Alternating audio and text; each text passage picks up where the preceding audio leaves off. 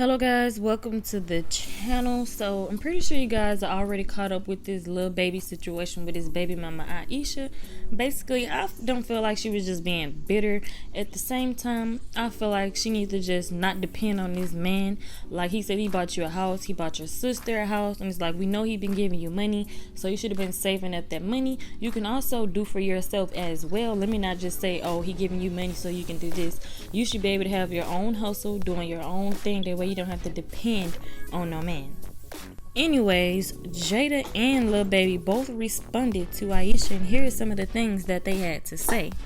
Jayda said, I don't care how hard life get, I'ma keep some money put up.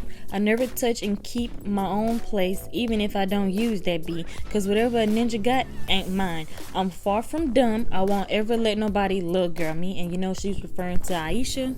Then Jayda said, and that's a general statement to the people commenting on why I have what I have. Like, no, I'm here with my man because I want to be, not because I have to be. Sometimes you just love who you love. Nobody can change that. Now, good day.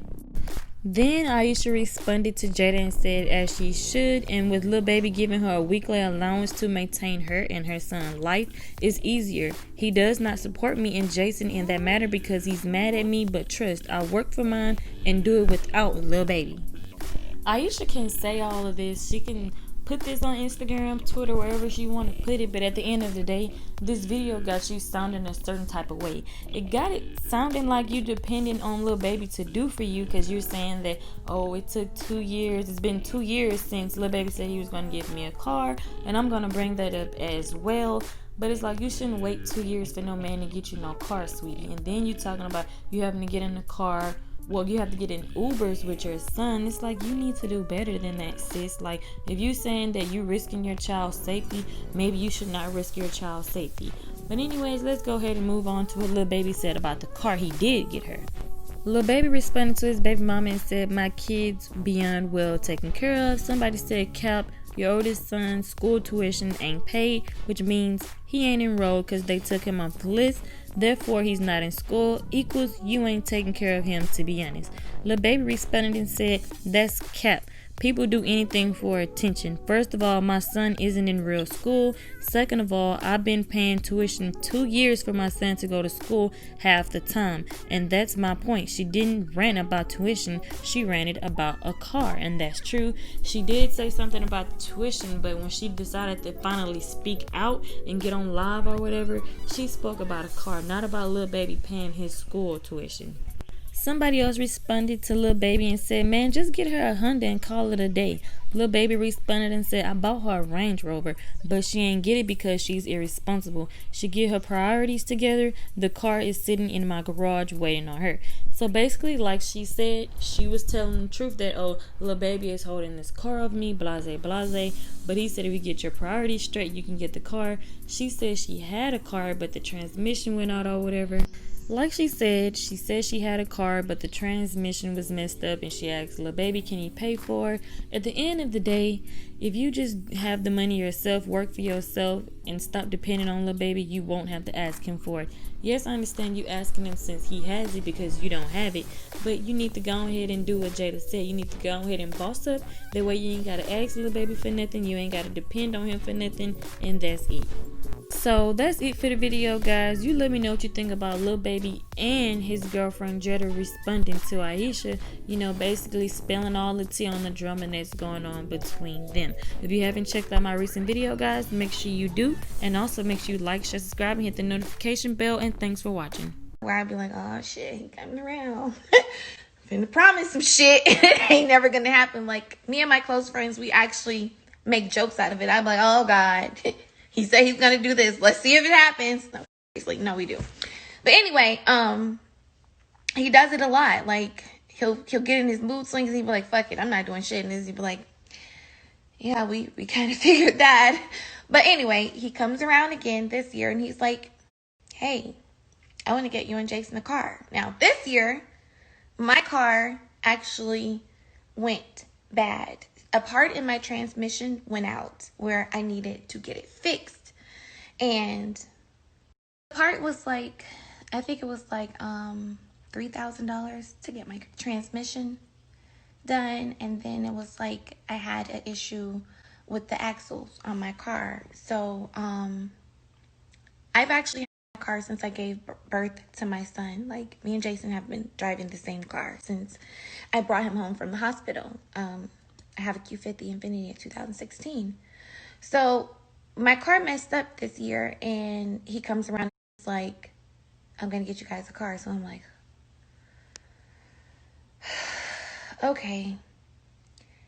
The car would have actually been right on time because I don't live in Atlanta. I live like an hour out of Atlanta.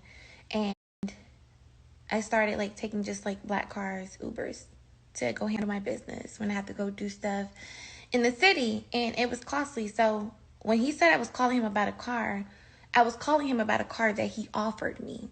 Not for him to buy me a car. He actually told me that he bought me a car for Mother's Day. He called me, he got my name, he got my driver's license number, he did all of this stuff. And it was like a month after Mother's Day, and he still had not gave me the car. Whole time, my car is messed up. And I explained to my mom, like, hey, listen, one night I was headed away on my hour drive home, and it was raining.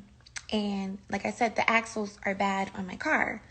So the car, like, damn near did a 360 on the expressway with the water. Like, the water and the rain made it really hard to drive.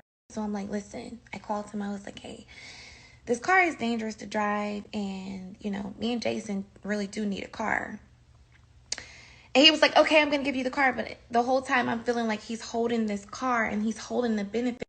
So at this point, I kind of feel like I'm in a situation where he's dangling what he can do or has done over my head, and he just wants to play like mind games with that. And it's like, it's a month after Mother's Day, and I'm on the expressway, and all of a sudden my car stops allowing me to accelerate.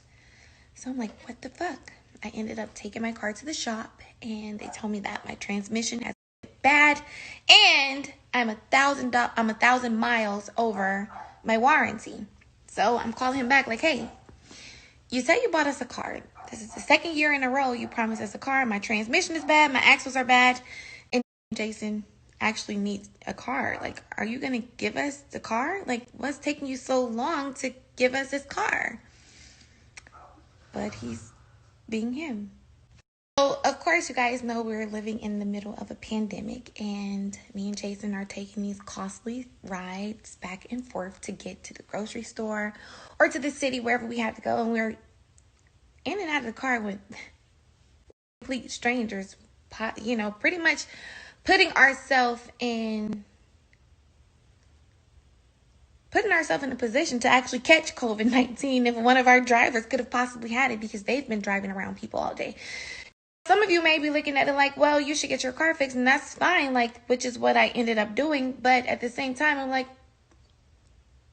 do anybody look at it and be like, damn, baby, like, why are you being petty like this? And it's like, he tries to be petty towards me, but he puts Jason in a bad situation. Like, even if you feel like, Ayesha, fuck you, you don't deal with me no more, it's like, Jason is in and out of Ubers, and you offered us a car for the second time 2 years in a row.